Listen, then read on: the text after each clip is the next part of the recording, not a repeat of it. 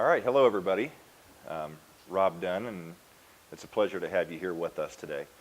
Along with myself, I have Kevin McGee from Dave's Auto Body. He's our sales manager. And we have Doug Molden. Doug is our triage technician.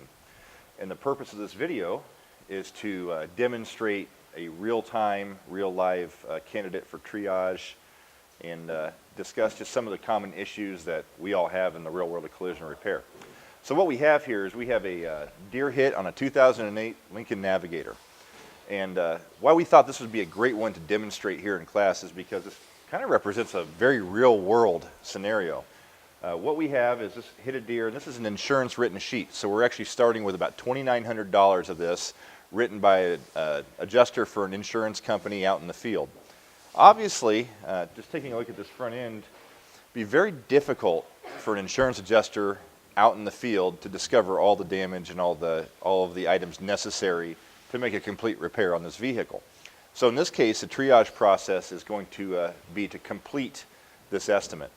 As we talk about during the class, during levels of estimating proficiency, what we're trying to do here is take this from what might be a level 2 or 3 level of estimating proficiency and turn it into 5 or 6, where we have a bulletproof document.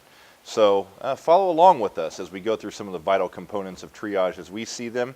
Some of the items you're probably already doing, some might be a refresher, some may be new. And I look forward to showing you how it works in Galesburg, Illinois in the real world.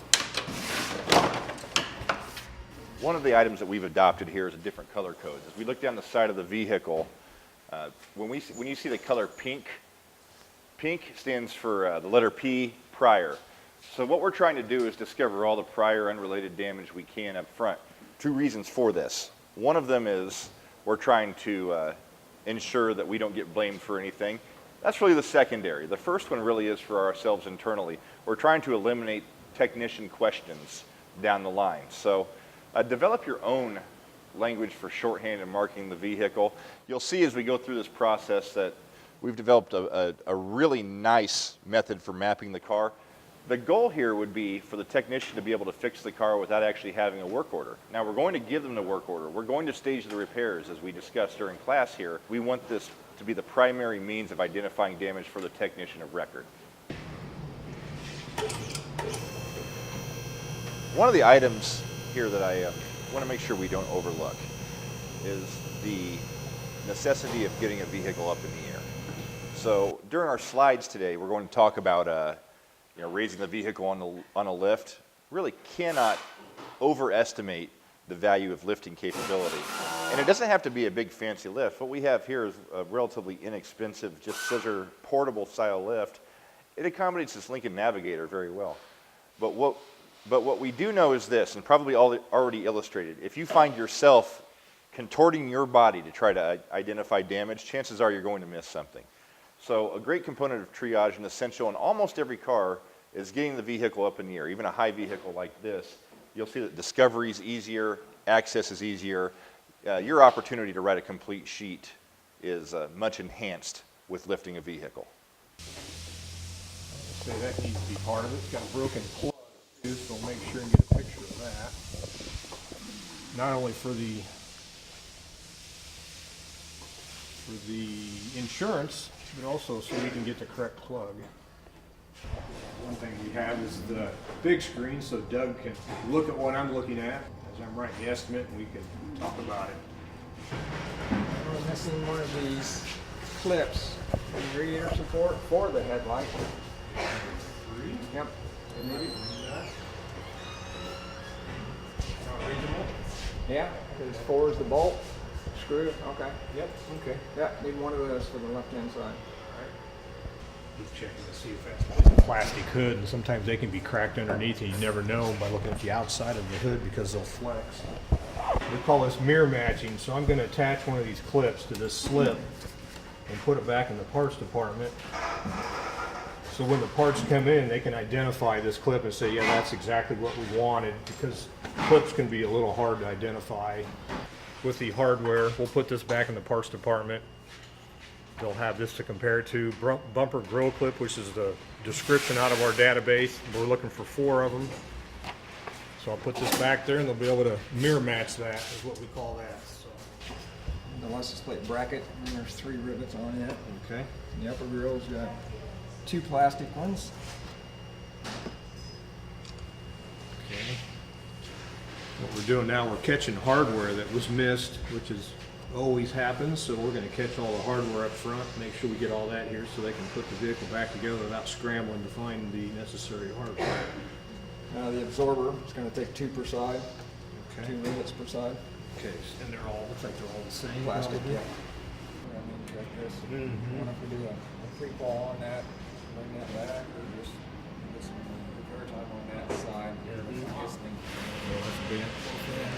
Okay. Now, bend this down here a little bit.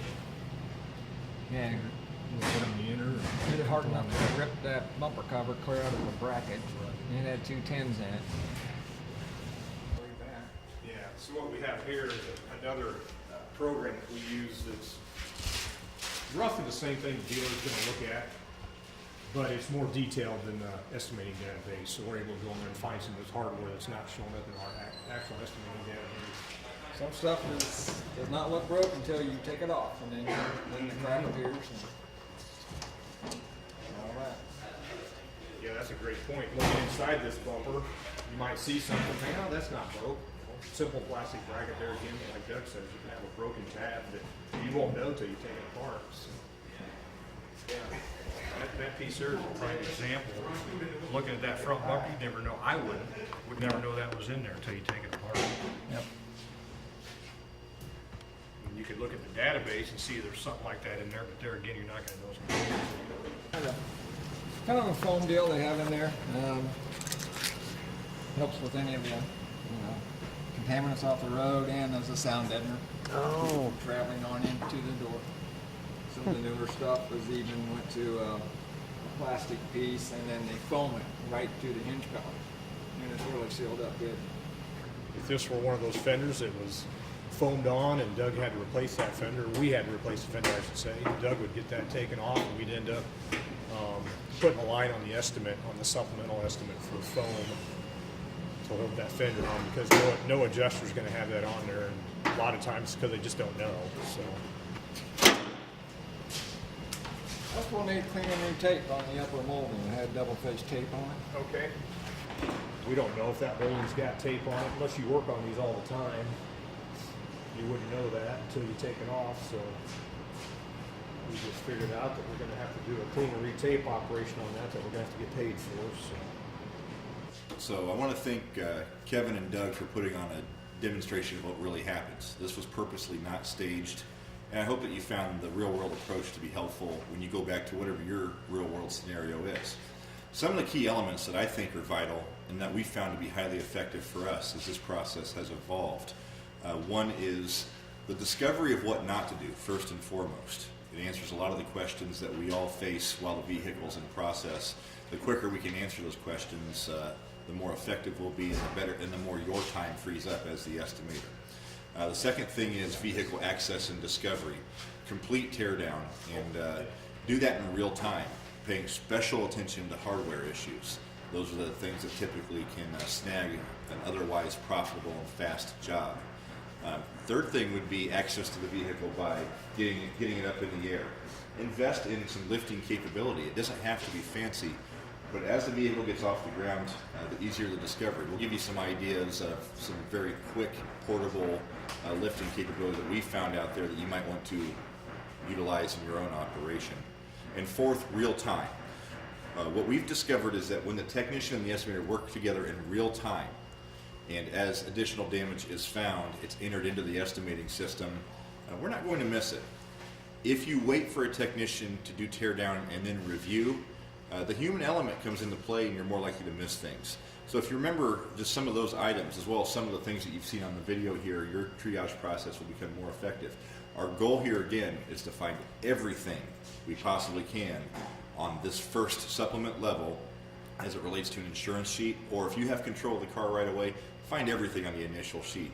Profits go up, technician satisfaction goes up, customer satisfaction goes up. Everybody wins when you do this.